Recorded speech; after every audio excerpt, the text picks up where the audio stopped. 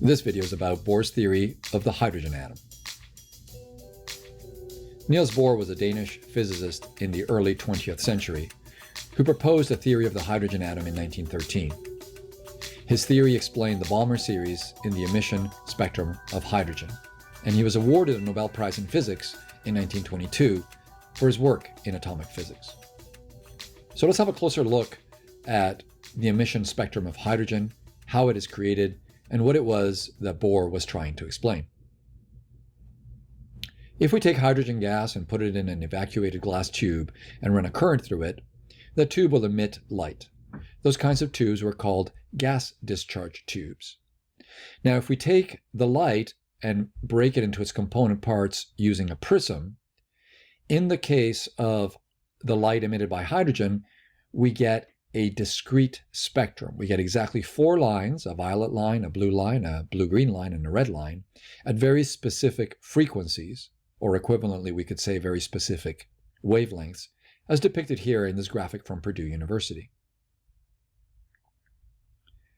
So it was already well known at the time that Bohr began investigating this, that when the light emitted by hydrogen gas is separated by a prism, the light is separated into discrete lines.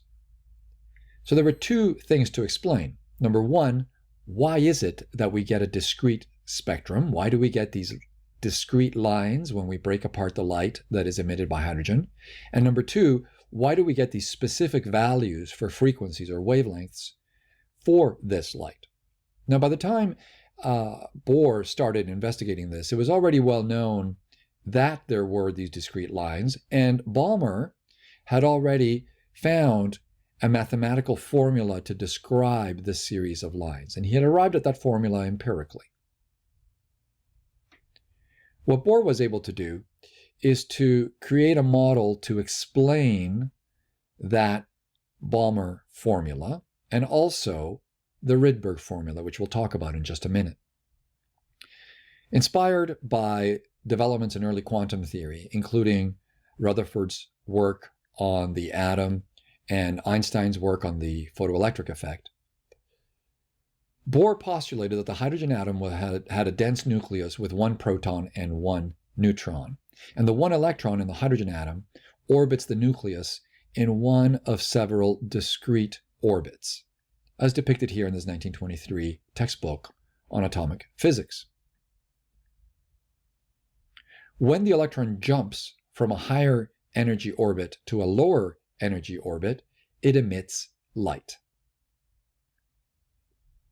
If the difference in the energy levels is delta E, then using the Planck-Einstein formula, Bohr figured that the frequency nu of the emitted light should be nu equals delta E over h, where h is Planck's constant. So as the graphic displays here, if we imagine an electron occupying the orbit n equals 3, if it makes a quantum jump to the next orbit down, where n equals 2, it's going to release a certain amount of energy, delta E, in the form of a photon whose frequency is nu.